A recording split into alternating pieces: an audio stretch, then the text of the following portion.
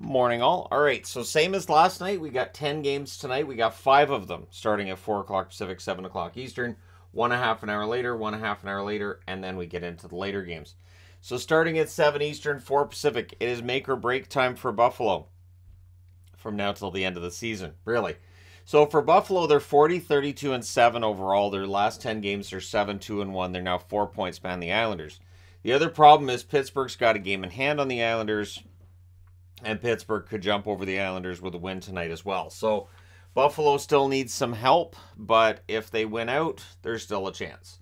The New Jersey Devils, 50, 22, and 8 is their record. Last 10 games, they're 5, 4, and 1. They're only 1 point behind the Carolina Hurricanes, who have been struggling. They're only 1 point ahead of the New York Rangers, though, who have been surging. So for New Jersey, it'll be a dogfight, I would think, between them and Buffalo tonight. 7 Eastern, 4 Pacific, Columbus and Philadelphia. So this is one of those Bedard games where Columbus 24, 47, and 8. They have a game in hand on Chicago. That's the only reason they're not leading in the Bedard sweepstakes. They've got fewer regulation wins than Chicago. They're 24, 47, and 8 overall. Their last 10 games are 3, 6, and 1. They've lost 3 in a row. Again, they're number 2 in the Bedard sweepstakes rankings.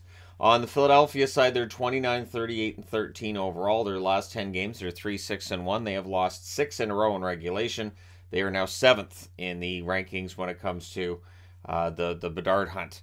7 Eastern, 4 Pacific start between Detroit and Carolina. Detroit 35, 35, and 10, coming off of a big loss last night against Dallas. They are 4, 5, and 1 in their last 10. They've lost the last couple, and they're 10th in the Bedard sweepstakes.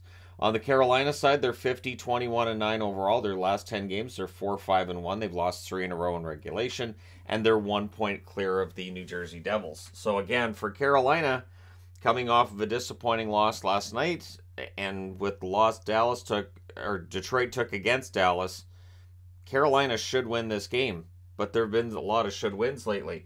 7 Eastern, 4 Pacific start between Toronto and the Tampa Bay Lightning. Toronto 48, 21, and 11. Their last 10 games, they're 6, 2, and 2. They will play Tampa Bay in the first round. They will have home ice advantage. This game tonight will give the teams a chance to see what they've got and how they match up. At least right now. Tampa Bay 45, 29, and 6 overall. Their last 10 games, they are 3 and 7. So it's been a rough patch for the Tampa Bay Lightning for about the last month here. Also at 7 Eastern, 4 Pacific, we've got the Washington Capitals in against the Boston Bruins. Washington 35, 35, and 9. Their last 10 games are 2, 6, and 2. They are 9th in the standings for the Bedard race. On the Boston side, they're 63, 12, and 5. Their last 10 games are 9 and 1, and they've won their last 6 in a row. They just keep winning.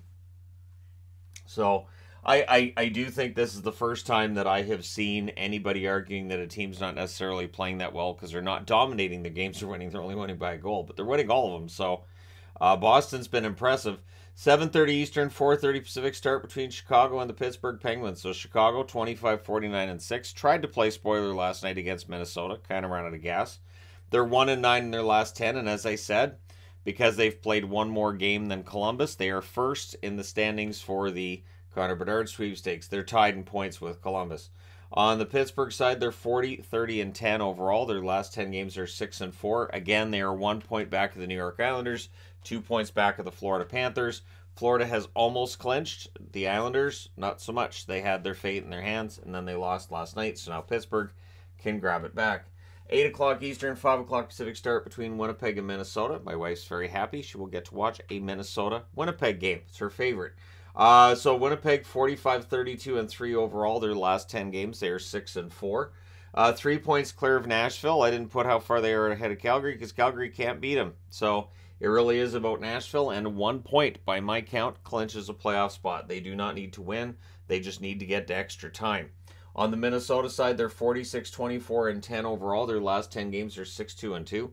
They're 2 points back of Colorado and Dallas. They had a lot of guys out of the lineup last night. We'll see how many of them are still out tonight. And that would obviously benefit Winnipeg, of course. That being said, it almost benefited Chicago, and then in the third period it didn't. 9:30 Eastern, 6:30 Pacific start between the Oilers and Colorado, which may very well be a Western Conference final preview yet again. They met in the Western Conference final last year. For the Oilers, they're 48, 23, and 9 overall. Their last 10 games, they're 9, 0, and 1. They've won 7 in a row. They are 3 points clear of LA. They are not that far behind the Vegas Golden Knights. On the Colorado side, they're 49, 24, and 6. Their last 10 games are 8 and 2. They've won 5 in a row, and again, they are tied with Dallas atop the division. This is their game in hand on Dallas. So, in the event that those teams end up tied at the top of the division, again, by my count, Dallas has more regulation wins, so they would win the division. Then at 10 o'clock Eastern, 7 o'clock Pacific, the Seattle Kraken move on from their mini-series against the Arizona Coyotes with a game against Vancouver stuck in the middle, and now they play against a playoff team in Vegas, so we'll get an idea for how well Seattle's playing. I mean, you know, they take advantage and win the games that they need to. They're 46, 26, and 8 in Seattle. Their last 10 games are 7, 2, and 1. They have won 5 in a row. They are 2 points back of the LA Kings. For the Vegas Golden Knights, they're 49, 22, and 9 overall. Their last 10 games are 6, 1, and 3, and they're 2 points ahead of Edmonton atop the division. So this should be an entertaining matchup because, again, you know, if Seattle's bound and determined to catch third place, if Vegas bound and determined to hold first place, it should lead to a pretty good battle. 10 o'clock Eastern, 7 o'clock Pacific start between the Vancouver Canucks and the Anaheim Ducks.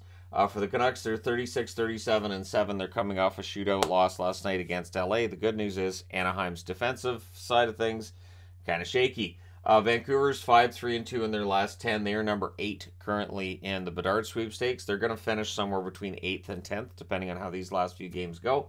For the Anaheim Ducks, they're 23, 45, and 12. Their last 10 games are 0, 8, and 2. They're winless in 12 games, so I still haven't made the video on their 10-game losing streak, but their losing streak isn't over yet either, so it's going to be even more of a video to look at. But they're third currently in the standings when it comes to the Bedard sweepstakes because of the fact they've got 2 points in their last 12 games. They've been able to stay ahead of Columbus and Chicago. That's how the race to the bottom has gone this year.